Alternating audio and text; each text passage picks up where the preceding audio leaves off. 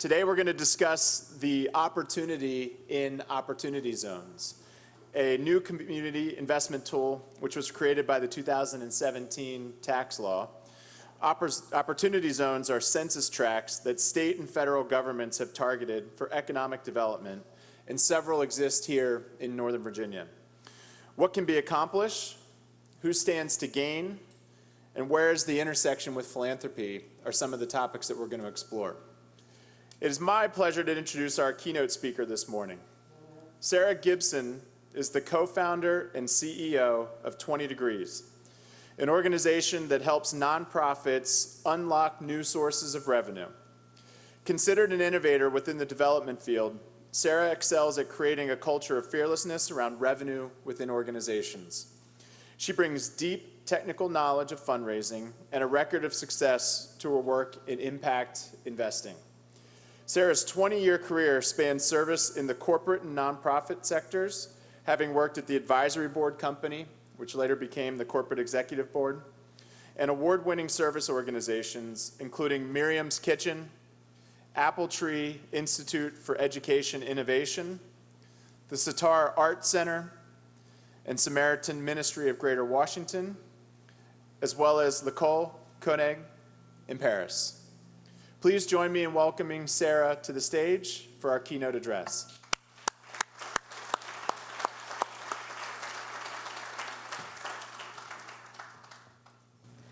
Thank you so much, and I want to extend to especially thank the Community Foundation. Eileen, thank you for including 20 Degrees in this presentation. And Tara and the whole team, thank you for the work you did to put together this tremendous morning. We know that it is not easy to be a convener. And thank you to the elected officials in the room. Policy matters, and we are grateful for your presence alongside change makers and community makers. And can we just name the obvious thing here? That it is a tall order to deliver a keynote on tax policy at 9 a.m. on a cloudy Thursday. My hunch is that you are here because you just keep hearing more and more about these opportunity zones. And it's high time you figured out to what extent, or even if, this tax policy, this bipartisan tax incentive for unrealized capital gains has anything to do with you. Well, let me say, I'm glad you're here, because yes, it does. The only question is how, and before the morning is out, you'll have some actually concrete ways to get there. But before we get into the details of the legislation and different specifics to be considered, I want to offer you a frame for each of us to use as we think about our own place in opportunity zones as this incentive rolls out. And I want to urge you not just to be informed, but to actually step in with both feet. And the frame, what could we possibly use that I would trust to do such a thing? Well, Hamilton the musical, of course. Hamilton and the cast in this scene are contemplating their individual roles in the upcoming fight with the British. And they're singing, they go on to sing, "It's time to take a shot." And we are meeting the characters, also known as our reimagined Revolutionary War heroes, as they come to terms with their why. From Lafayette, the Frenchman, who sings, "I dream of life without a monarchy," to Mulligan, who sings, "I join the rebellion because I know it's my chance to socially advance instead of sewing some pants," to Burr, who warns, "I'm with you, but the situation is fraught," to Hamilton, who gives us the refrain, "I'm just like my country. I'm young, scrappy, and hungry, and I'm not throwing away my shot." And all of this, at this point anyways, comes from a place of youthful bravado and desperation for not being seen or respected by the British and how things were set up. So now what does this have to do with opportunity zones? Well, like any good cast of characters on the verge of something potentially historically important, we don't know how this is going to turn out. Thankfully, there's no armed rebellion. This is tax policy. But I would argue anything that has the potential to move up to $6 trillion of private capital into 25% of the nation's low-income census tracts will shape our nation, our communities, and our futures in ways too important to let it happen without our active participation. So now I hope this legislation will be what creates a new era of wealth in overlooked and underestimated communities, which is a phrase Lisa Hall from the Beck Center brought into my lexicon recently. It's what my partner Tom Bartlett and I work for every day as part of our company, 20 Degrees. Our company's mission is to bring new forms of capital to nonprofits so they can focus on mission, not scarcity. But we can't see that far yet. For now, the essential success element is that enough of us actually commit, largely to an unknown journey with a new type of investment tool, and we know this is not without risk. Burr wasn't wrong. You've got to be careful. But what if they had decided it was all too risky and they needed to know everything before they stepped in? I'll tell you where I was when I first had a real feeling there was something to this opportunity zone. It was early 2018, and I was meeting a friend at those tiny little tables outside of Dunkin' Donuts in Terminal B in Reagan National Airport. Now this friend, who is a tax lawyer, it bears mentioning, has a killer mind for a venture capital deal and a deep-seated commitment to social justice, especially in urban communities. And she was passing through town and telling me about this new piece of legislation that she was watching. And she was borrowing my orange notebook and drawing out the incentive as she understood it. I wasn't even fully aware of the terms that she was using. That would come later. And I wasn't an obvious player in this world of tax incentives and deals. But I could tell that something was being built here that had never been built before in America. There was a new wealth creation vehicle being constructed that leveraged the tax code and just might move enough new capital, private money, into undercapitalized communities to make an actual difference. And that was in my wheelhouse. So I also sensed at the same time that this opportunity zone idea had equal opportunity for opportunity and good and mischief. And I wanted in. I wanted in because I was tired of watching some communities and some people getting all the chances to succeed and fail, and others didn't. I wanted in because I thought there was a chance to write a different narrative about communities that had yet to be told, and that new dollars wanted both upside and hope. I wanted in because I knew firsthand that there were real strength in the people who lived and worked in these opportunity zones, but the investors coming to town didn't know the people I knew in them. I sensed a new American tale could be told through this imperfect, but seemingly happening anyways, tool of the tax code. So I took my orange notebook and my partner Tom, who you'll see on the panel in a minute, and I started diving in deep, from attending legislative hearings to reading anything we could get our hands on. We started to build a systematic way to bring new actors to the table, and we're piloting it as we speak. Now, before we go any further, in this area, it's important to name things. Many of the opportunity zones are in communities of color. We should judge the ultimate success of this incentive by how much wealth is created in these communities where the wealth gap is staggering. That's the benchmark at 20 degrees. Are we, as two white people, am I, an effective enough ally so that our work directly helps to build new wealth in communities previously overlooked and underestimated? It's our daily question on the table, and it's a fine line to walk. All of the allyship and none of the savior complex. I hope that you will decide to take a shot for some reason that is clear enough to you that you can defend it in a cocktail party and to your accountant. Because trust me, what I've learned is you'll probably need to do both. And I hope you'll decide to step in before you really know much at all, The reality is this stuff is too hard and too messy and too murky. If you need to wait until you understand all the details, you will never get in there. But I hope you'll think about it. $6 trillion to underestimated communities? What if it works? All right, so now that I hope you're convinced it's not a moment, it's a movement, to borrow another turn of phrase from our musical, what are opportunity zones? So now we're going to go to the clicker. Thank you, Tara. Where'd it go?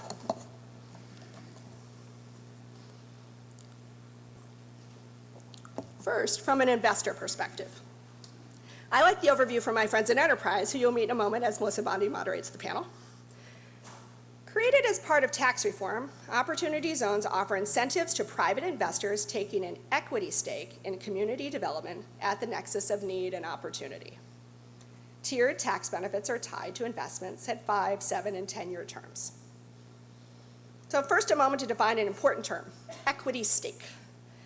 That means investors are actually buying a part of a venture or a business or real estate through shares, stocks, or through a contract. The goal is an exit where people make money. This isn't a loan, this isn't a grant, and that's an important distinction in this. So as an investor, you take unrealized capital gains and invest them in projects occurring in the opportunity zones. And these are the ones in Northern Virginia. I will name them in a minute. And you get up to 3 things. 1, deferral of tax, time value of money, we like that. 2, a reduction of your tax bill of 10 to 15% if you are invested at least 5 and up to 7 years.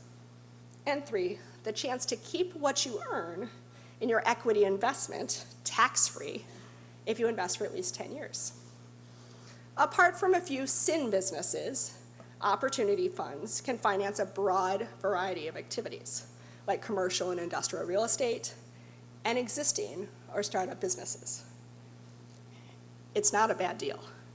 You can see how it passed so quickly and so quietly. So now where's all this money going? Well, it's going to census tracts, like the one up there.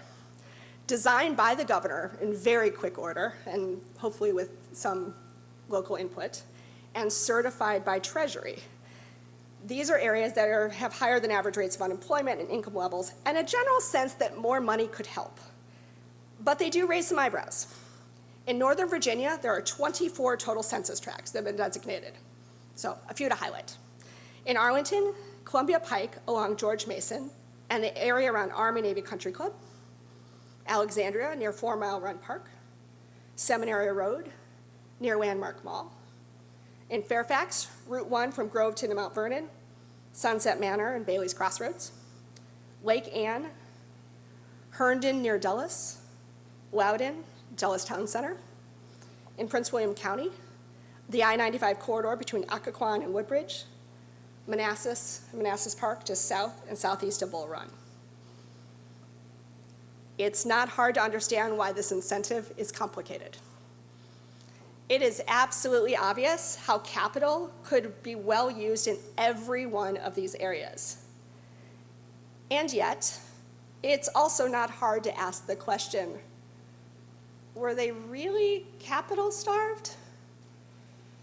In all of these, there's clearly a lot of potential and a lot of movement, a sense that more money would speed things up, and a fear that maybe it'll speed up the wrong things. Just across the river in the district, OZs are a large part of Wards 7 and 8, McMillan Reservoir, Walter Reed. In Maryland, most of Baltimore is an opportunity zone. And it does bear mentioning, and this is really important as you read the news, we are in a unique ecosystem here in the DMV. Most of America, especially in rural America, gentrification is just simply not the issue it is here. And so even how this incentive is being talked about at the federal level and nationally is very different than some of the conversations and some of even the guardrails we need to think about here. It's important. A few further points. One, remember this is going to funds that are driving equity deals. This is not debt or loans or grants. It can and should be layered with that. That's where the local policy angle can come in. But this isn't that. And 2, it is being made available to flow into these census tracts. But into which of those census tracts will it go? The private market alone will decide. And so there's no reason to think that it will flow equitably and equally across all of them. So being attractive to investors does increase the odds that you will have a chance to do what you want in your community. So that's the high-level explanation of the details. The panel will get into far more. And just last 2 points. Remember, this is a brand new, enormous market that is being created at the start of up to $6 trillion, and there's reasons to think it will grow. If even vaguely realized, this will dwarf every other community investment tool we have ever had. And remember, we are in the early days of this market. We don't even know what this could possibly do yet. But they are being used right now. A few projects to highlight. In Charlottesville, Habitat for Humanity is using OZ incentives and the low-income housing tax credits to create affordable housing and business opportunities for people who live in the Southwood Mobile Home Park.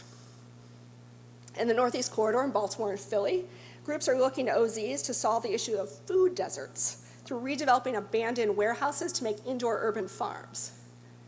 In the district, our company, 20 Degrees, will be working to connect a small cohort of successful early-stage entrepreneurs who are also returning citizens with OZ funding so that their ventures can grow and their lives can remain whole and productive. They're also being used to create affordable and market-rate housing, co-working space, hotels, fast food franchises, movie theaters, and gyms. Real estate was the first thing to move and figure out how to use this new incentive, but it's business that we really are looking to in the long run. That's where American wealth has always been created. So now what? What is our role to play? Well, let's turn back to our friend Alexander Hamilton, or Lin-Manuel Miranda. Hamilton sings, "If you've got skin in the game, you stay in the game, but you don't get a win unless you play in the game." So right now, developers, fund managers, investors are driving how this rolls out. There are also really smart groups like EIG, Enterprise, LISC, and major foundations like Kresge and Rockefeller who are driving early innovations and early use cases. Smart local and state governments like Erie in Pennsylvania, the state of Colorado, Tulsa, organizations and state governments around here, they all feel like they have skin in the game. So where are you? Remember that question we posed up top? Here's some very concrete ways that you can think about it. If you are a philanthropist or a foundation, here are 2 things that you can do. 1, be informed, be present, and bring along a community partner to every meeting you get invited to, especially those that no one else even knows are happening. Pass along information that you get to nonprofits you care about so that you can help close the knowledge gap that is so pervasive in opportunity zones. You're going to get information that is better and faster. And 2, figure out how to use your dollars in new ways, from providing guarantees to make deals more appealing to investors, to offering technical assistance grants, to offering your space. This new market will take new players who are not yet fully capital literate if it's going to work. Look to examples like the one from the Encourage Community Foundation in Wisconsin City, Wisconsin. That foundation partnered with the Chamber of Commerce to launch more than 20 programs, including a boot camp for entrepreneurs. And once they got word of that partnership, then VC funds started to come in, and it also sparked a workforce program. So partnerships really, with foundations, inspire confidence. You can help bridge the knowledge gap with your dollars and your smarts. If you're a nonprofit leader, here are 2 things you can do. 1, talk to your board about this. Make sure they know about it and can be your actual thought partners as you figure out how or if to engage. If you step in, trust me, you will need brave and informed board members. Use examples like the one from Habitat to prove that this actually is for nonprofits. And 2, figure out who in your orbit is already moving in the space and reach out to them. Use the great tool from Enterprise 360, to find out where your nearest opportunity zone is. From government to nonprofits to local developers, find out who you might be able to think with and assume you have something to offer. If you are an opportunity zone, you are probably one of the strongest actors there. You know the space. This is a time to think broadly and generously and to perhaps invite ourselves into conversations. And 3, if you're a potential investor, here are 2 things you can do. 1, go sit on one more nonprofit board. Lend your presence, your expertise, your understanding how different types of capital moves. And seek out a board that doesn't have someone like you on it. See if they'll have you. Prioritize, and secondly, prioritize community impact and transparency in your investment strategy. You will have a choice of your investment options. Dare to choose community alongside rates of return. And take a look at the OZ framework created by the U.S. Impact Investing Alliance, the Beck Center, and the Federal Reserve Bank of New York. Demand and offer transparency. So I close. I know it's easy to say I'm too busy, it's not my neighborhood, I'm not a tax lawyer, too much is unknown, it's just a tool of gentrification, it's too risky. But to close with one last Hamilton line, history has its eyes on you, and all of us. And I believe that this story of overlooked and underestimated communities is still unfolding, even with stats that are staggering and even disheartening sometimes around opportunity and wealth gaps. But here's a shot. This is a really new thing. And maybe, just maybe, if we all do what we might, the story we tell will be worthy of its own Broadway award-winning show in a generation or several. So thank you so much. I'll look to see you at the Kennedy Center when Hamilton rolls back into town in 2020, and we can talk OZ rollout and the latest Hamilton cast. Thank you for your time. I'll look forward to seeing you at community meetings and the intermission at Hamilton. I'll turn it over now to our smart panelists.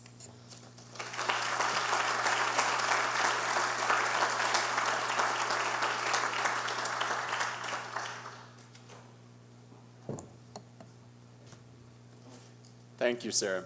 I think I need to step up my MC game and have a video next time to rival the energy you created. Thanks for that great talk.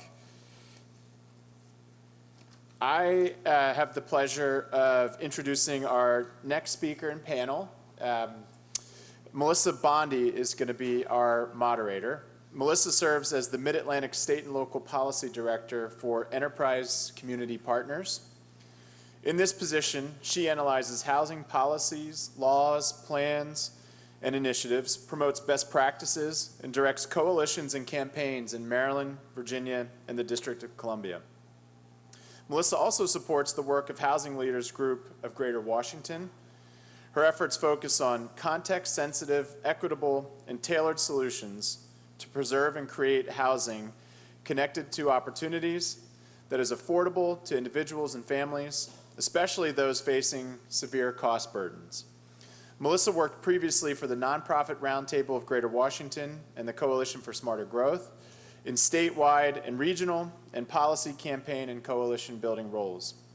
Among her volunteer efforts, she serves on the board of directors of the Virginia Housing Alliance, the Northern Virginia Affordable Housing Alliance, and is chair of the Arlington, Virginia Continuum of Care. Please join me in welcoming Melissa Bondi.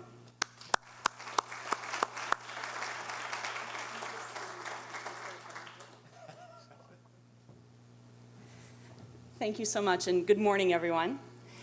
I want to echo Sarah's thanks to the Community Foundation of Northern Virginia, to everyone who helped make today's event possible, to all of our elected officials in the room, and to all of you for being with us this morning.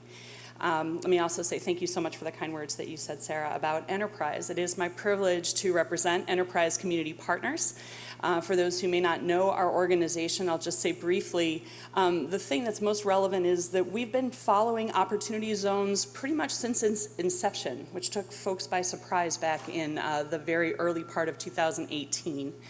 And Sarah referenced a specific tool called Opportunity 360. That's a free website that we have that provides interactive data and information.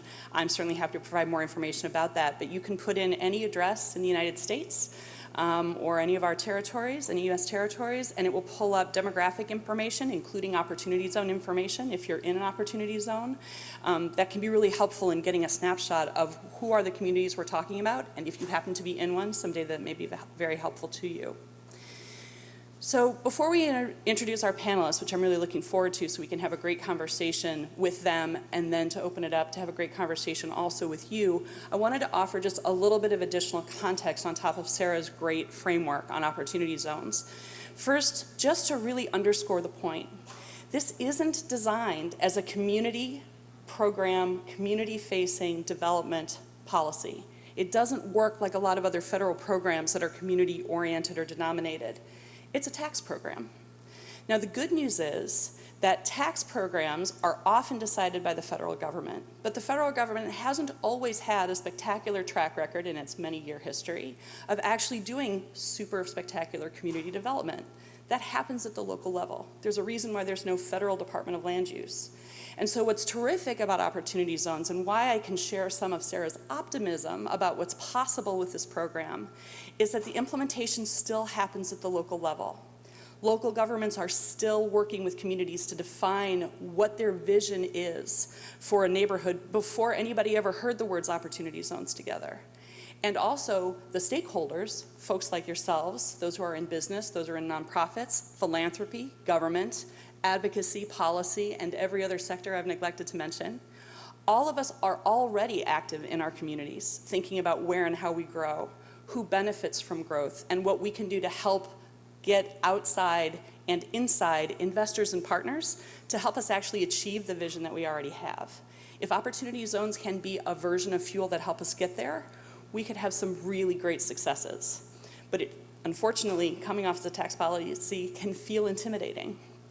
One of the things that Enterprise and many others tries to do is to help translate opportunity zones into layman's terms so that more practitioners can understand, take advantage of, learn, and then, just as Sarah said, begin to start making partnerships to take full advantage of what's possible. Another thing that we've been trying to do as a national community paying attention to opportunity zones is to really reinforce the notion of transparency. And that's something Sarah mentioned that I just want to provide a little update on. When the opportunity zone legislation was first adopted, there were no rules implementing it. There were no regulations guiding investors, guiding those who wanted to create funds to support opportunity zones, or really not that much to states and local governments on what roles they were supposed to play or needed to play.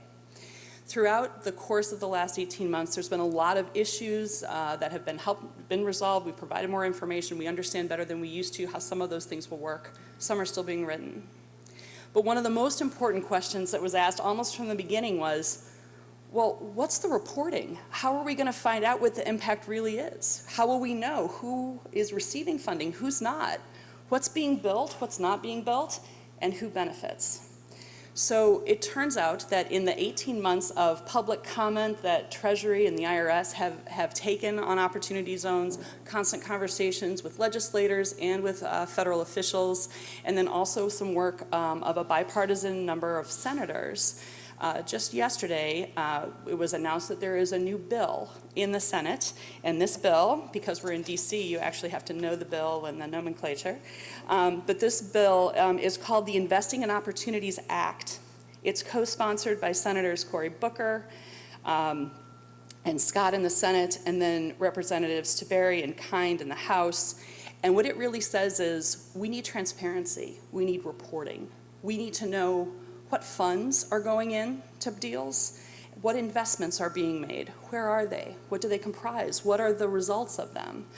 And we're really hopeful that this will get a tremendous amount of bipartisan support as opportunity zones themselves did, so that everyone can take credit for things that are going really well, can be aware and maybe do mid-course corrections over the course of the 10-year cycle of the program to maybe get a better idea of, oh, well, where could we lean in further? And to help economic development departments at the state and local level, housing, planning, community relations, and then cross-sector stakeholders like yourselves to say, okay, here's what we've learned.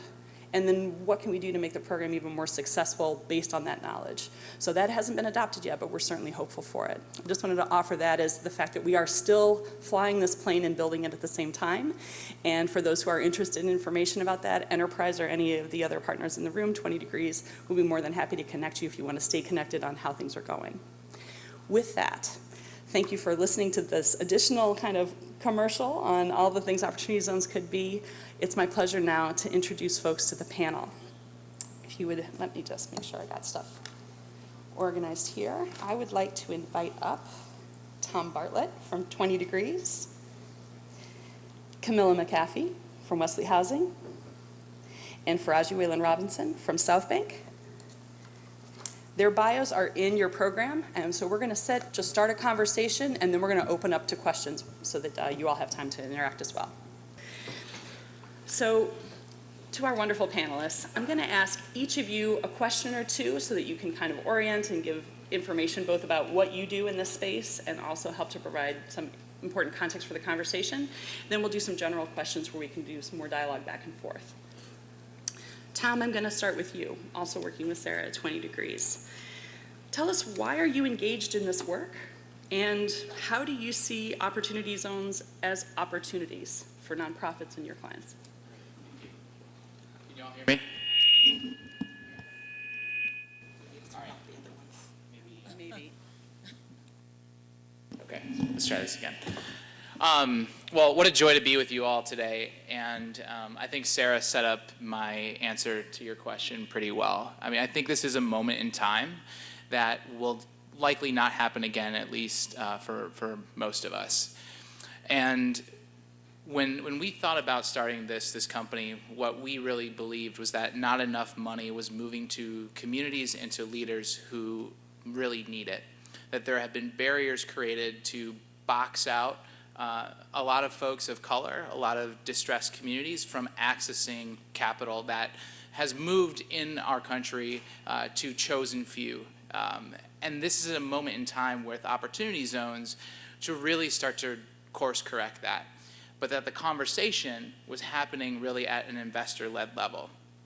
And so we formed our company to really make sure that a lot of the nonprofit actors and a lot of other community leaders had voice at the table and saw themselves as part of this process. My hope for opportunity zones is that we see leaders step in and that the intent of the law is actually realized. A lot of folks that I talk to when we speak about opportunity zones and nonprofits think, well, this is an equity investment vehicle.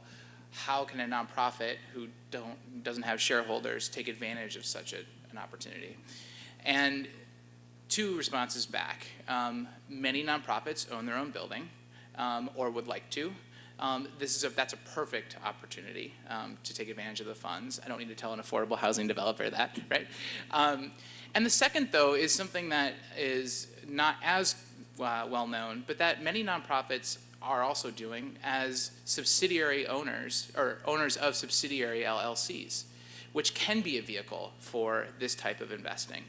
And so what our company has really built its framework on is to open up the aperture that capital can move to nonprofits through traditional sources of philanthropy, but also through these other forms.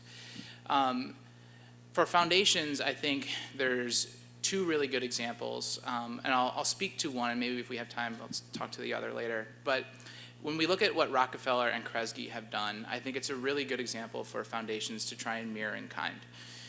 They have really opened up their funding to create access into the market for what I'll call good actors and good intent. And so they have amplified and created a pool of funding available for fund managers who are raising opportunity funds to provide the first loss capital or guarantee funding to make it more attractive for other investors to come to the table.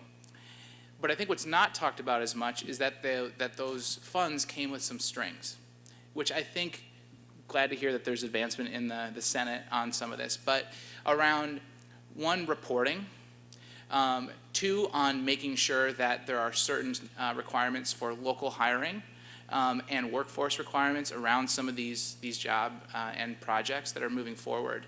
So in that way, foundations, I think, can really play a way to make sure that the community voice is at the table. And that's my hope. Tom, that's great. Thank you. Faraj, I'm going to turn to you next. So tell us a little bit more about South Bank and your work. What's your connection to opportunity zones, and what kinds of potential you see for the work that you're already doing? Sure. One, I'm so excited to be in a room full of people who are really excited about the Opportunity Zone project, because I'm excited too. I'm a little scared, but mostly I'm excited. So I'll tell you a little bit about my background. I've been in real estate for the past 15 years. I started off in real estate because I worked not too far down the street at a little company called Sallie Mae, you may know. And at that time, I bought a small apartment building in Washington, D.C., back when rents were about $800 a month for a two-bedroom. Rents are a little bit more right now. But that got me into real estate. I ended up working for a small local developer in D.C. and working in neighborhoods, many of which are now opportunity zones, or that look like opportunity zones. So what I know is that these really are great neighborhoods for investors. We've done really well in those neighborhoods doing projects that in many cases serve local community members, local businesses, and people that really just need a little bit of space or a little bit of capital to do absolutely amazing things. So I'm excited about that.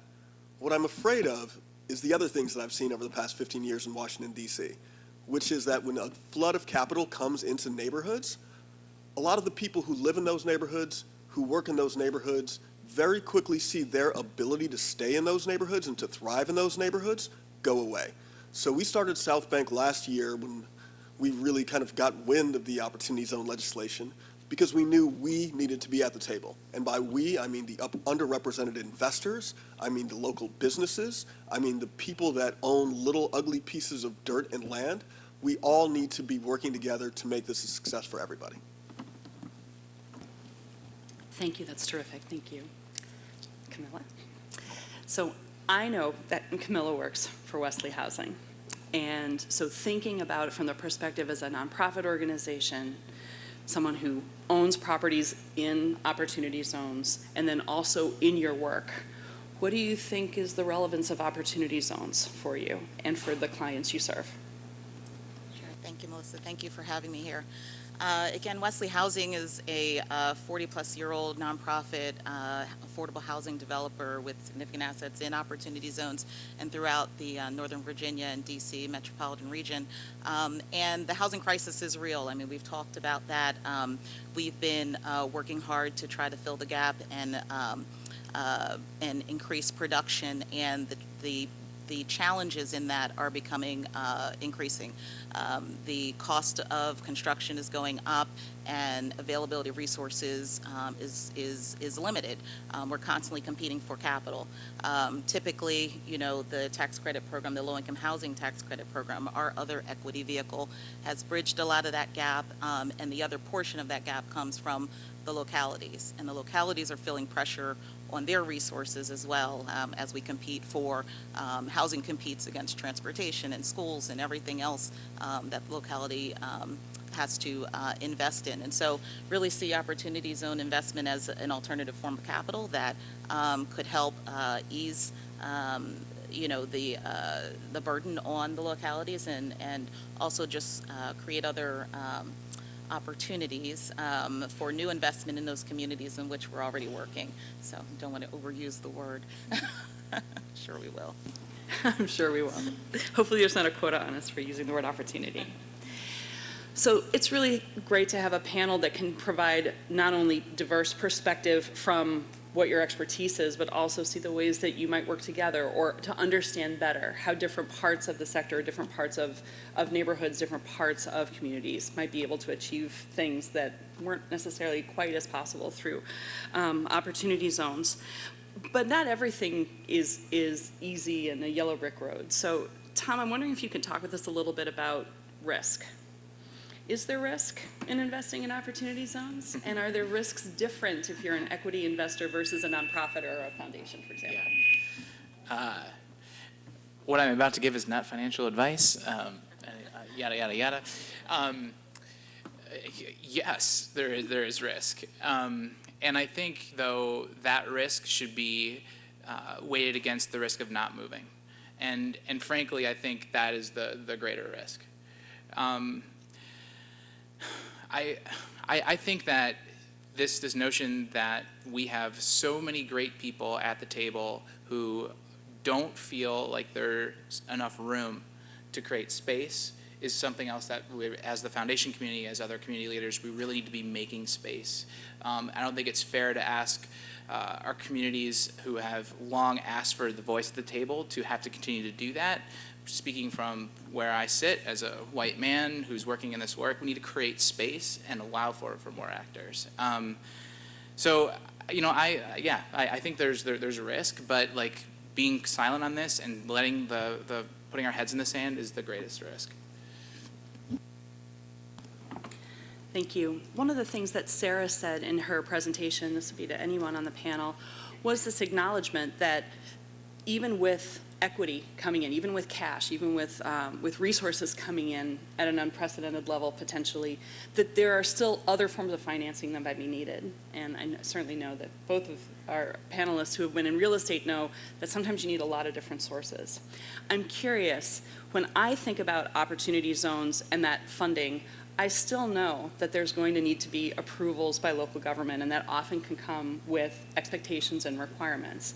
And I'm interested for anyone in the panel in thinking about or reflecting on how that could actually be helpful in providing some of the guardrails or protections to ensure we get the outcomes that we want. Do you see, any of you, the opportunity for opportunity zone funding to layer with local government or other controls to ensure we get good outcomes?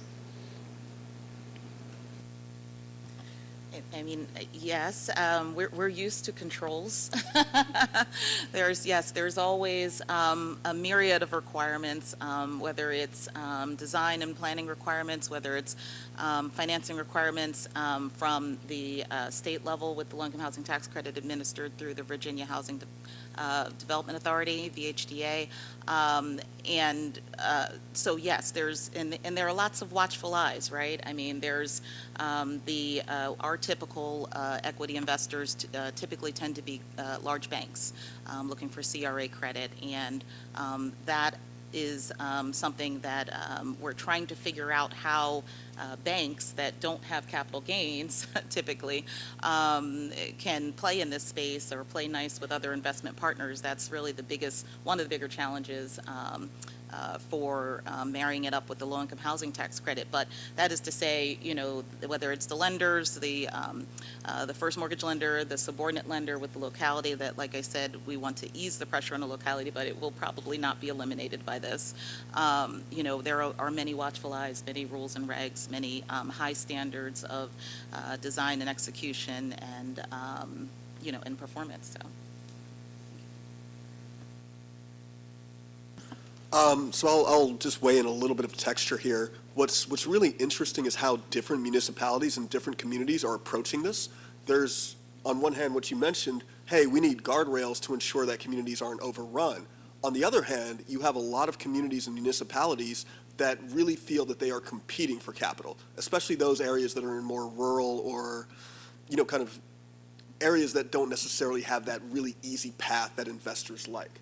So you're also seeing kind of these layering of incentives, right? So in Montgomery County and Prince George's County, in places that are food deserts, for example, you'll see an additional piece of incentive for bringing a supermarket. And those can be really powerful in bringing kind of the kinds of projects that people want, adding affordable housing. California just as a new proposal to, I think, fund around $300 million of affordable housing within opportunity zones. So that can be really, really exciting if done well. And I think that's an opportunity for you guys to talk to your local representatives, to talk to your elected officials about what you want to see in those communities, to really kind of structure those incentives, structure those guardrails as well, to create something that's just attractive for an investor. Can I add one thing to that? And I think it's like that's a really great point. And one of the other pieces of legislation moving at the local and at the state level is this idea of zero income tax for some businesses who locate there. But I also think it's like one of the things to think about in this conversation is that if we only look at it from a deficits lens, that there's nothing there, we'll miss that there's local actors. So one of the things that Sarah and I are working on with the District of Columbia is helping returning citizens who are in the zones grow their existing businesses. And I think that's another thing for us to think through, and would encourage all of us to, is who are those actors who are moving there? Let's take a strengths-based approach to these communities and really think about how can we bring capital to those existing players. I think that's great, and just to follow up on that, just to explore a little bit more, one of the things I really like that you said is that we can't be talking about opportunity zones as places where there is nothing. There are people, there are businesses, there are assets, and those assets, sometimes they're human capital assets and sometimes they're physical capital assets. But another part of opportunity zones, of course, is not just the real estate play, it's the business play, right? It's the retailers or the small entrepreneurs or workforce development that's actually leading. Nonprofits are businesses. And so I guess for anybody on the panel, you know, how do we think about opportunity zones as a ways to help support even beyond real estate for either partners with whom you work or folks who would be sited in your buildings or whatever it might be, clients that you work with beyond just the real estate play?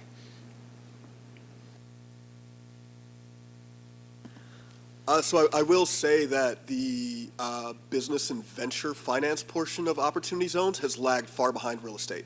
So just the way the program is structured, the timelines, et cetera, make real estate investing a fairly kind of easy match with the Opportunity Zone program. So it's typically around a 10-year hold, which matches with the 7 to 10-year institutional hold. It's just really easy for somebody who's used to investing in real estate to understand, get in and get out.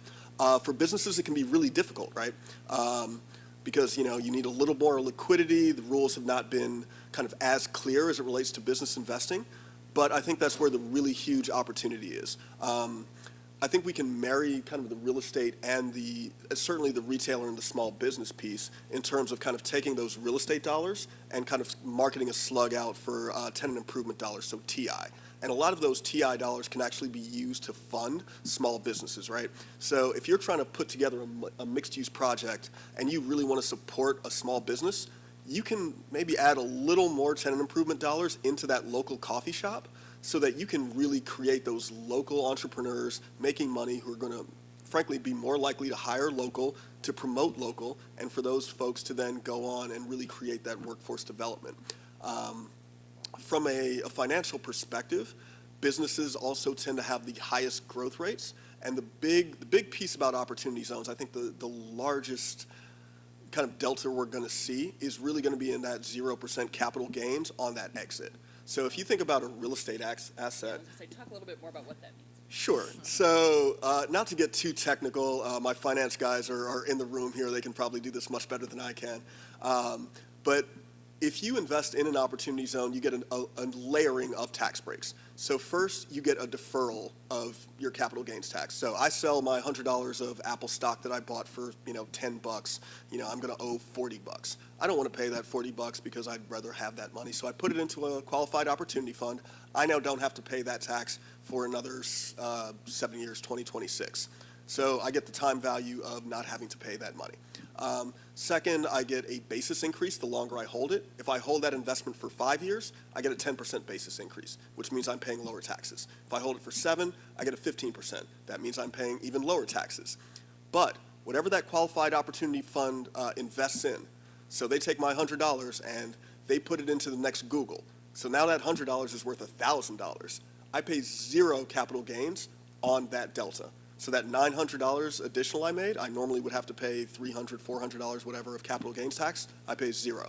So that can be really, really huge for businesses in opportunity zones, and that push, if VCs and financiers are pushing, kind of those companies to locate in opportunity zones, that can have amazing kind of follow-on effects for those local businesses. Can also have a little bit of risk, but we're really excited about the business space just because I think that is going to be what really creates the jobs, creates the workforce development, creates the economic kind of movement that can take places that are now, low-income census tracts. And the whole idea is that in 10 years, at the sunset of this program, they're not going to be low-income census tracts anymore. And hopefully it's going to be the same people that live in those neighborhoods that are going to be the ones that move from low income to moderate income to middle class. Well, just echo that. I mean, yes, even if I never get the opportunity to use OZ on some of my affordable housing projects, you know, just the potential that it serves for businesses, that creates jobs and services for our residents is wonderful, either to support the existing businesses that are there or create new ones. You know, we certainly want our residents who have limited resources to be able to locate near jobs that they can participate in and or have access to healthy foods and fresh markets. And it's also just an overall, you know, good planning exercise and something that the locality and the state and everybody wants to invest in those areas and those housing opportunities that are next to and adjacent to those types of businesses. So, I think the other great thing about some of the progress on the regulatory response to the initial legislation is helpful in that one of the questions I think we were watching was this idea of what the exit would look like and what is a responsible exit. So if someone were to pull all of their money at the 10-year mark, what would happen to the business or to the venture? And the good news is that now the legislation can be extended, or the benefit of that 0% break all the way to 2047. So now you don't have as much time pressure. If the venture's going well, if people want to hold their money for longer, they won't risk losing that 0% break, which gives the business owner and frankly the real estate developer a lot more flexibility on when the exit can happen, so that it's responsible with the venture.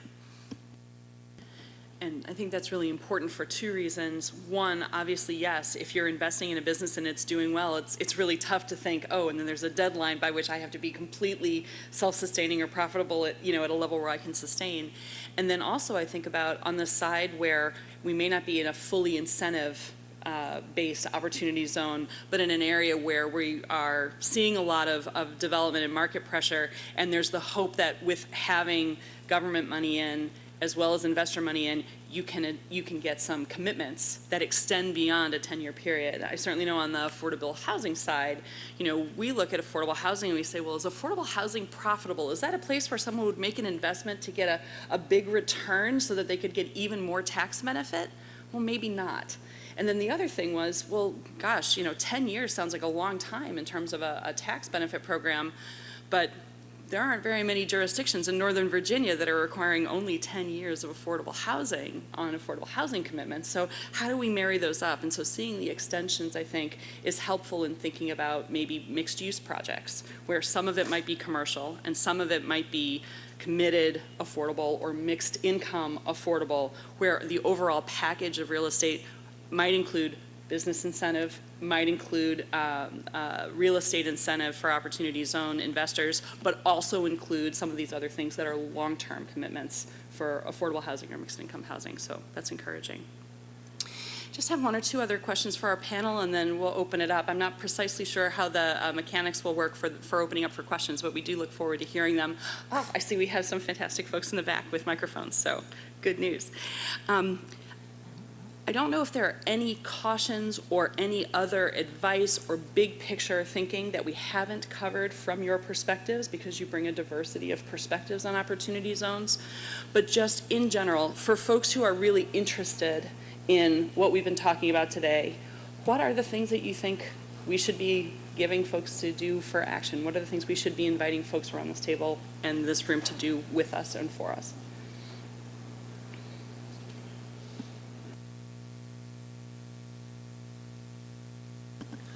And I think this was brought up before, and I think Sarah made a great point here. I think you guys who know, understand, and have access to this need to be evangelists for this, for people who are not as savvy or who just are not they're not reading the Biz Journal, they're not reading, kind of the Financial Times. So it's really easy for those communities who are most impacted to not have a seat at the table.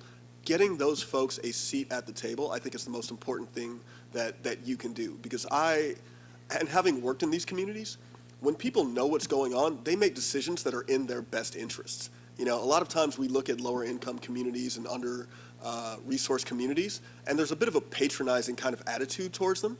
But the reality of the situation is that most people are pretty rational actors, and given the right information, they will do what's best for them. They will kind of really use the power that they have to create the best outcomes, and that's what we all want.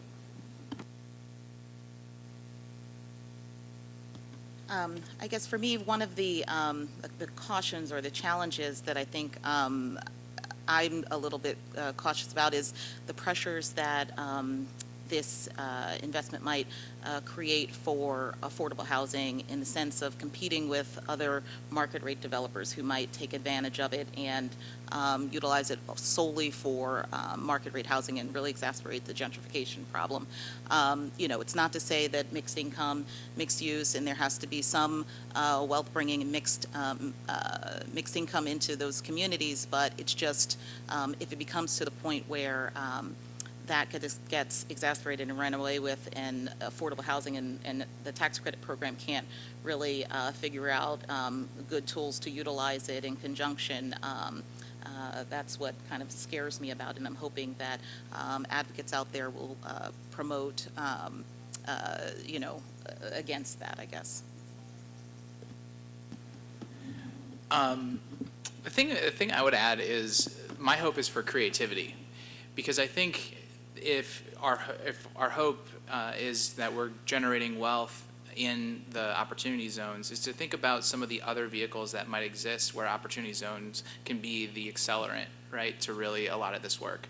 So I think one of the other things that's really interesting from a big picture standpoint, I love your use of the word dirt, you know, but this notion that the opportunity zone piece really plays really well with brownfield sites.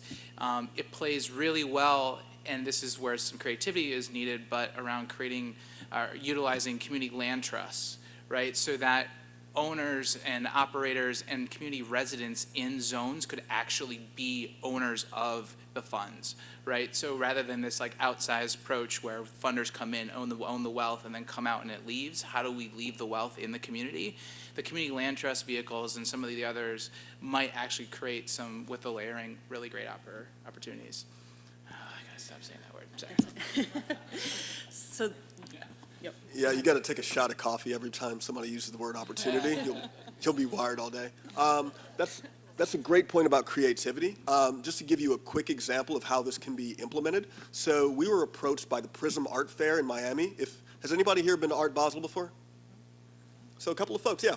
So Prism is a local Miami-based art show. It's run by a minority female, and she reached out to us through a friend of ours and said, listen, we're looking for a permanent space, and we'd like to do something in Allapattah or Overtown, opportunity zones. So we're now looking with her and talking with her board about not just doing an exhibition space for, you know, kind of their events, but, well, what if you could do artist housing?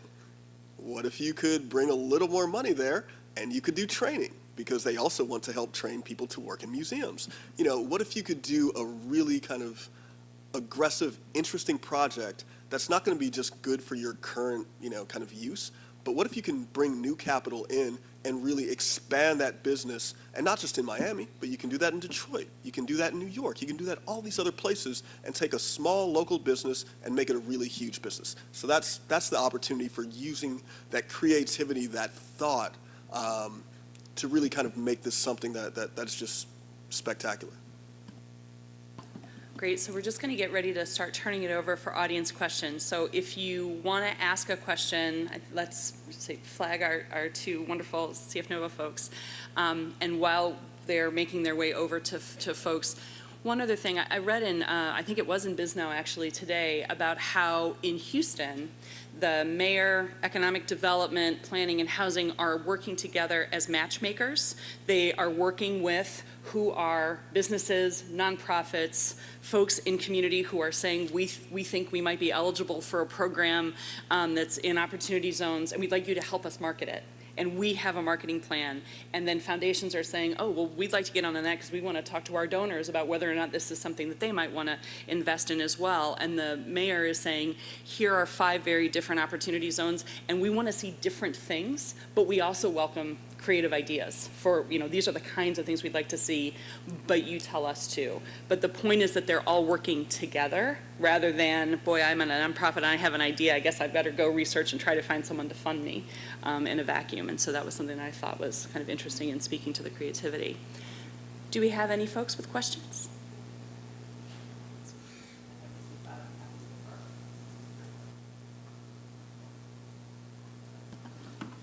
So in order to receive the tax benefits, you have to invest through a qualified opportunity fund. So that would be the simple answer. The more complex answer is which fund and how. So do you want to invest in a single purpose vehicle? Do you see, a warehouse somewhere kind of in a particular opportunity zone where you think there's a great business plan for X and you want to be the sole investor, and there you go, single purpose vehicle, you do it all yourself? Or do you want to co-invest with other folks? Do you want to have a portfolio approach? Do you want to invest all across the Mid-Atlantic and the Eastern Seaboard, or just in Northern Virginia or DC, Maryland? These are personal investment choices, but in order to get the tax break, must be a QOF. So make sure that you and your accountant kind of do that so you don't end up, kind of owing the federal government a lot more money than you thought. Yes, and so I'm going to make it just a quick technical, and Tom, I'm happy to defer to you too. So what's super fun about the federal program is that when the information came out about the fact that you would have to go through a qualified opportunity fund, we didn't have any regulations telling us, well, who can build one? What requirements do they have? What's their reporting? What are your qualifications? And we now have a little bit more information, and we may not get a ton more, but what's really interesting is that in order to establish a qualified opportunity fund, you just need to self-certify. So there are a lot of different kinds of opportunity funds that under the federal law exist, but they may not all be created equally, not only because their focus may be distinct in the sense that some might be single purpose, others might be aggregators, and a lot of financial institutions, a lot of community development financial institutions like Enterprise and LISC, we all established funds and said, look, we're going to run opportunity funds the way that we run all of our other funds, and these are the things you can expect, and these are the things that we'll deliver on and what we'll work on. But you could just build your own. Am I suggesting you do that? I am not. I am also not an attorney, and I'm not qualified to give you, nor am I giving you any financial advice. And so, and that was all in italics and very small font, but it's still really relevant and true. But the point is that not all funds are created equally, and so all investors face the same responsibility to do some due diligence. And they may find that their due diligence leads them to say, actually, I'm going to do it myself, or my company is going to do it themselves, or our nonprofit foundation is going to do it themselves. My one add to this is to think about opportunity zones as a tool in the toolbox. For a lot of projects, you wouldn't want opportunity zone funding to be the sole vehicle for how you finance something. It just doesn't make sense. You want to bring debt, grant money, other things to the project. And so I think it's just also thinking through what does the capital profile, the cap stack need to look like to get something done, and opportunity zones just being one vehicle for it.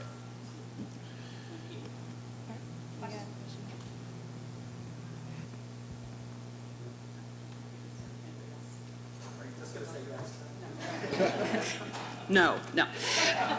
So I'll take a stab at that. So Enterprise does a lot of work in Baltimore, and we work with a lot of large actors, and we work with a lot of micro level actors, and everywhere in between. And I'm going to say something that isn't about opportunity zones, and that is that at a really large institutional scale, and especially with anchor institutions, and I say this as someone who works for an organization that is seen as an anchor institution and works with a lot of other ones very successfully, you need to do the same amount of bureaucratic due diligence if you're going to do a project that costs $100,000, $1 million, or $10 million.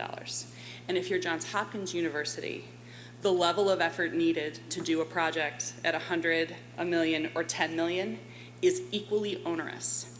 if they are working with cross-sector partners, those partners have to be able to bring that same level of due diligence, and sometimes that can be a challenge because the institutional requirements of being a partner, and this is not about Johns Hopkins, right, is really big.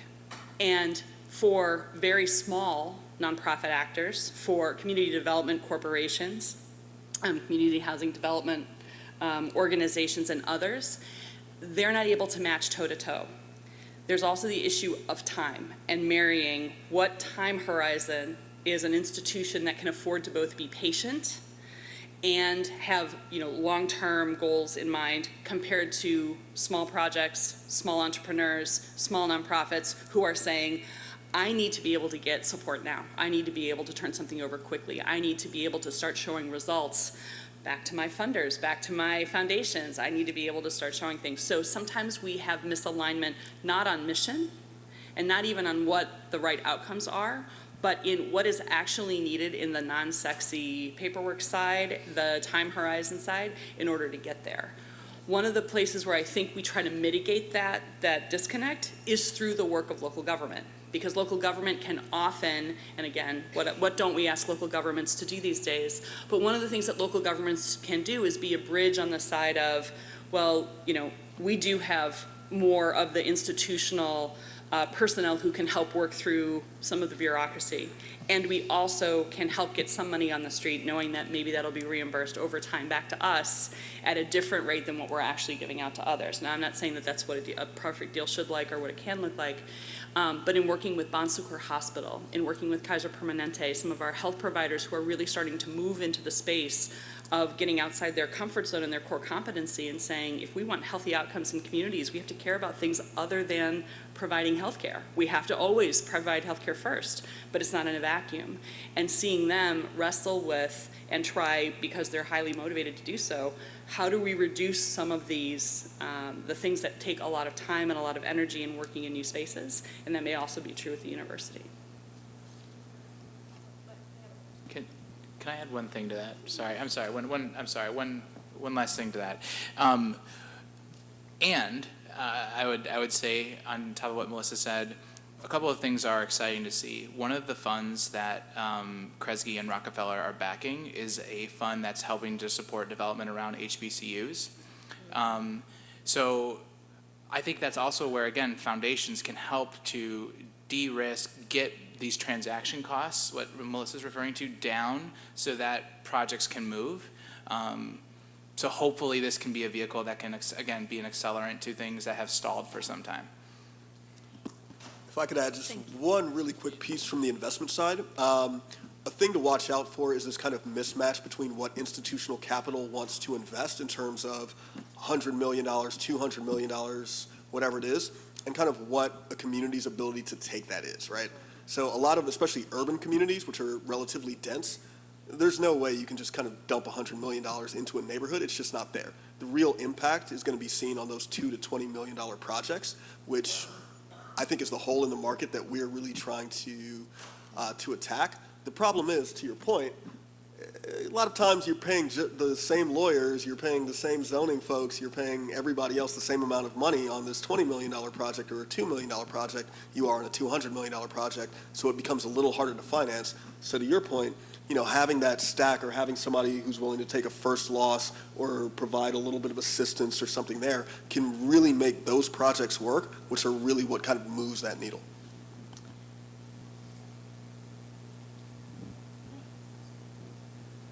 Okay, I'll take a stab. I think it's a great point. I think the, you know, Faraji said it a lot. About just real estate being first mover, but the long-term hope for this is the small business creation and what does that talent pipeline look for it. I didn't speak about it earlier, but I spent 13 years at Boeing, and so 10 of those years deploying money around STEM programming and pipeline work. So 100% understand the question. I think part of what I would say is look to some examples that are being created, and I'll speak to the District of Columbia right now, but around ecosystem building of and enabling some of this business creation. So there's really great hubs for women of color and even just incubators that are reaching down Faraji's in one, not only to create mentors from the business community to these small businesses, but also even further down into the K-12 system that shows there's nonprofits focused on this. Build is an example of an organization helping to spur entrepreneurialism within the K-12 system. There's some really great actors that ecosystem has to exist. Our team is a technical advisor to help enable some of that. So what project we're working on right now, and we'll start later this summer, is to help returning citizens, those who really are locked out of the job market for all kinds of reasons, to include their felony record, mainly have to enter back into the workforce, maybe through their own business creation. So how are we helping them access capital and start businesses to rebuild their lives? And that's what our work will be focused on. So I'll take a stab at that first, and then please. So I'm going to say two things. In Sarah's presentation and things that Faraji has said and others, so there's the bubble that is Northern Virginia and the DMV, and then there's a lot of other places around the country. And my answer is different in some ways depending on that. But I'm going to start with our region because that's what we know best. In our region, those fears have existed for at least the last 10 to 12 years in some places. So when I work in communities, what I hear is resignation and optimism, depending on what folks' position is, but also the common sense of, you know, it would be really great if this was being done with us and not to us. It'd be really great. People always say things are being done for us, but I really wish that they were being done with us. And so when a big program like this comes out, it's not actually the responsibility of individual residents and individual small business owners to self-select and to decide to do this research and try to understand federal tax code and whether or not it has implications for them. It really is incumbent, I think, on other actors, people in this room, people like us, people in government, people who are familiar with the opportunity zones, to try and make as many options available to help provide information, listen to feedback, and then to try to do so in a way that can say, here are cautions, how do we mitigate those?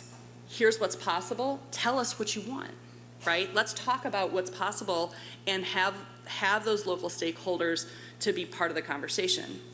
Because in the DMV, there's already tremendous market pressure, tremendous real estate pressure. The amount of domestic and international capital coming in and making real estate purchases and therefore driving up the cost of land everywhere around them is remarkable. There are not a lot of other places in the United States that have that growth curve that we have seen in land value.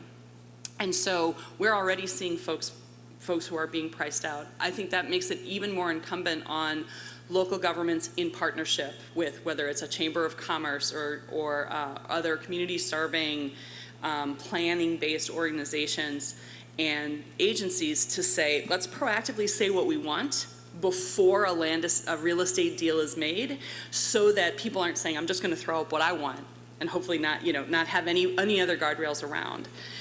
But yeah, I think there's some optimism and there's also fear, and that is not unique to opportunity zones, unfortunately. Now, that's my color commentary, and if anybody else wants to follow up or offer an alternative. No, not alternative at all. I actually just echo your comment and add one piece of color to that. In DC, which has a very powerful tenants' rights tool called the Tenant Opportunity to Purchase Act, you're seeing a lot more, residents are speaking up and influencing, obviously, not only the planning side of things, but also the execution, what goes on when purchases happen. And tenants have, in that case, the opportunity, again, to exercise their right to match the purchase price offer when a real estate property that multifamily rental property that changes hands. And in that execution, they usually find development partners to work with. We've partnered with a few residents in order to preserve and maintain their housing instead of seeing those properties flip to market through the pressures that outside pressures on rents that they're getting. And we're right at time, so. We didn't we'll even answer talk about quickly. HQ2. Come on. What's that? I know, right? Can you, wait, I'm actually curious, like what you think to that conversation, how HQ2's presence in Crystal City will affect some of what you just said around displacement and, anyway, into the OZs or out of it, anyway. Yeah, I mean, obviously, everybody is wary about, excited for the opportunity, the job creation, the ancillary job creation that'll happen by Amazon coming to this market. But, the flip side of that, of course, is just increased pressures on housing. But what I'm excited about the potential for is that HQ2 drives the conversation, right? So, housing becomes a part of the conversation more frequently now with that, and heightens it and heightens the focus and heightens the resources. So, that's, I see it as a good thing, but many are wary about increased pressures on affordable housing. So I just want to thank our panelists. I think we're at time, so I want to let Yes. Eileen close us out. But just on my behalf, thank you so much to our panelists and to the audience for good. Just give me a minute to thank you all. So yes, I am Eileen Ellsworth, the president and CEO of the Community Foundation. I want to thank all of you. Kevin DeSanto, our chair, for kicking us off. Sarah Gibson for a great keynote. Melissa Bondi, Tom Bartlett, Camilla McAfee, Faraji Whalen Robinson for a really elucidating discussion on a complex topic. So for me, I just want to say thank you for helping to explain opportunity zones, obviously the potential risks and rewards.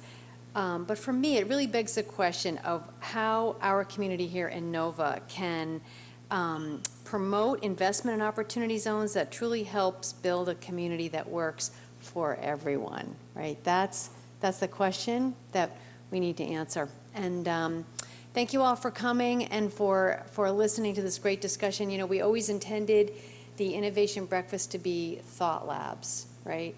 Ideas that are fresh, that are new, explaining things that may provide a chance for our community to do something meaningful for all of its residents.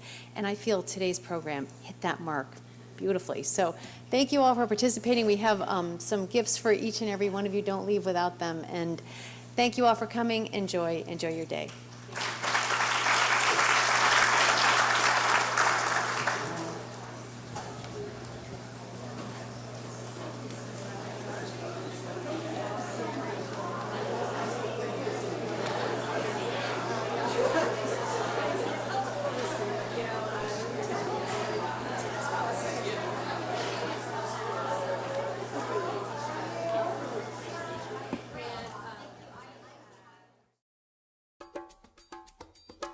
Reston Opportunity Neighborhood and the Neighborhood Ambassador Program is just one example of a number of supportive programs and resources that Cornerstones provides to families and individuals on their journey to a better life. Participation provides ways for residents in low-income neighborhoods to help lift up their voice and identify and prioritize their needs. These are the very same neighborhoods in which Cornerstones works to implement interventions and provide supportive care. Neighborhood ambassadors are active change leaders, problem solvers, and advocates for the change they and their neighbors want to see. Neighborhood ambassadors, resident leaders from the 5 opportunity neighborhoods, are integral partners participating at every level of leadership in our opportunity neighborhood structure in order to identify and address social and racial inequities in our community. Saizana is a dedicated volunteer and passionate advocate for her community. She saw a need among the women in her neighborhood who might benefit from greater independence and inclusion into the larger community. So she began leading a free weekly English class at the Southgate Community Center. Having the language is a good start to being anywhere, I think. It's a confidence building. Just to be able to say hi and bye in the language of amongst, the community that you live in, I think is crucial. When the kids come home from school, maybe they'll bring pieces of homework they may not understand, but at least they know, I too am learning like you. And it's a continuous journey for everybody in different scale. A lot of the women in the class have gone on to continue their education. Many are taking the GED night classes, and continuing English classes at the community college. I'm very proud of that. many of them. Some of them have come in with learner's permit when they started the class, but they've now taken that extra step of getting their driver's license, which is a huge deal. It's just a stepping stone to say, you know, what else and what's next. It'd be wonderful, I think, if the community, individuals, families, the community together have the trust in themselves, that they have all they need to succeed. And that when they have that confidence to say, I know what I want, me, the neighborhood ambassador, you know, the PCAs, the program coordinator, advocates, really the resource providers, we can say, we're here, we want for you what you want for yourself, you know, and tell us how we can walk with you. And how the community can help each other, really just the encouragement. With your help, Cornerstones can bring people together to harness the strategies, program expertise, and resources for those in need to provide greater community well-being for everyone.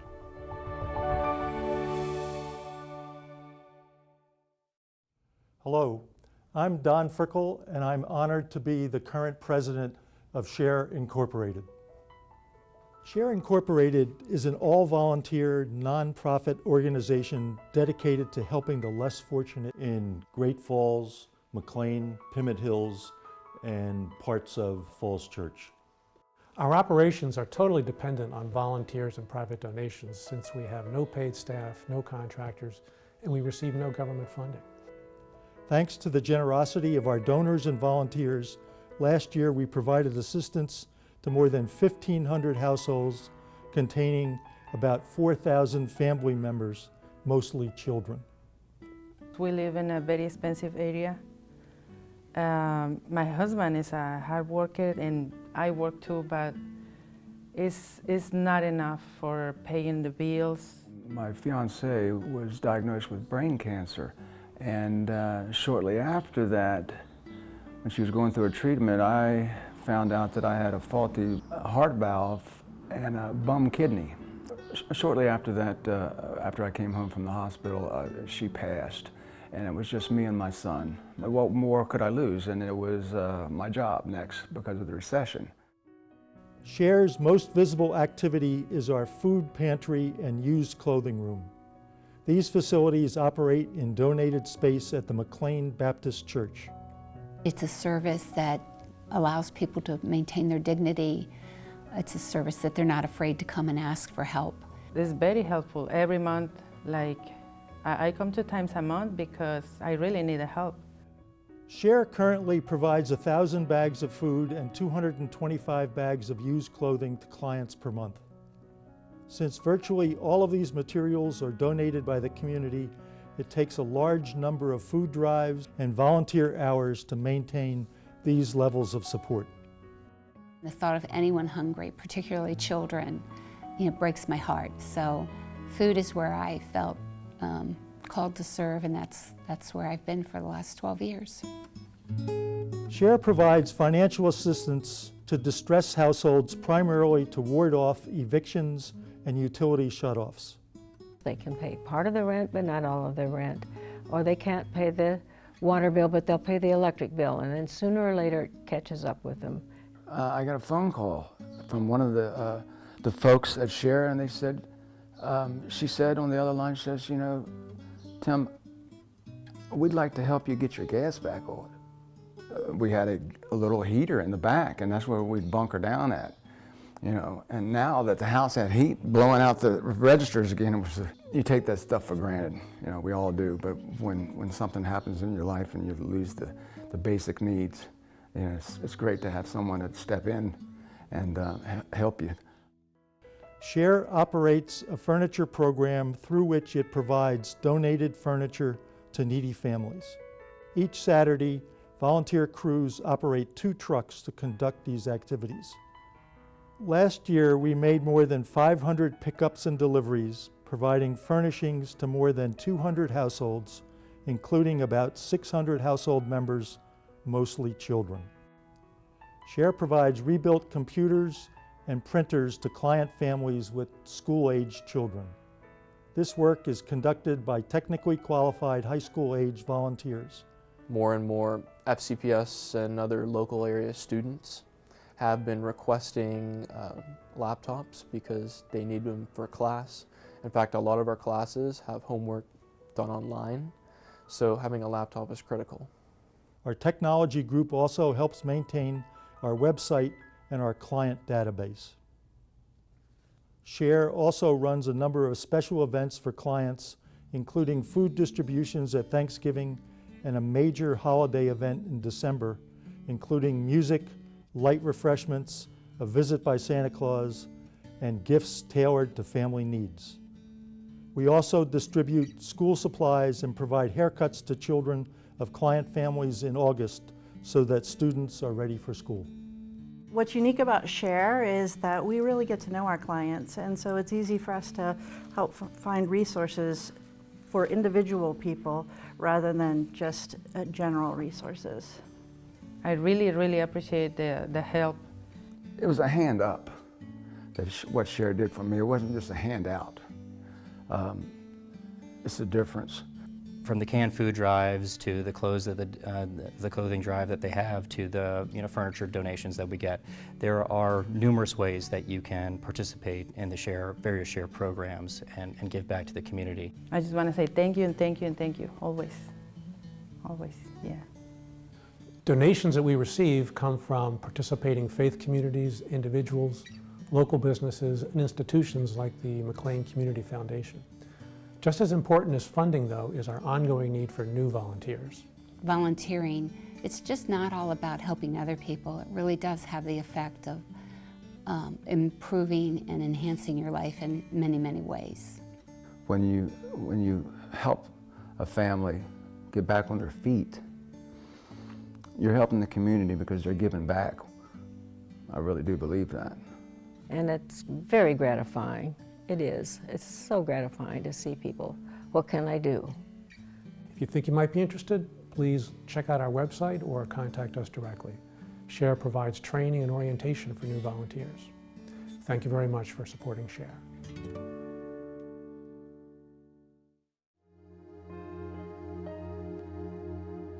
It happens from time to time. A marriage goes sour and a family splits apart. It happened to Malcolm too. After the divorce, his ex-wife was given custody of their 3 children. He had a good-paying job in Georgia, working for a supplier of healthcare products to the military.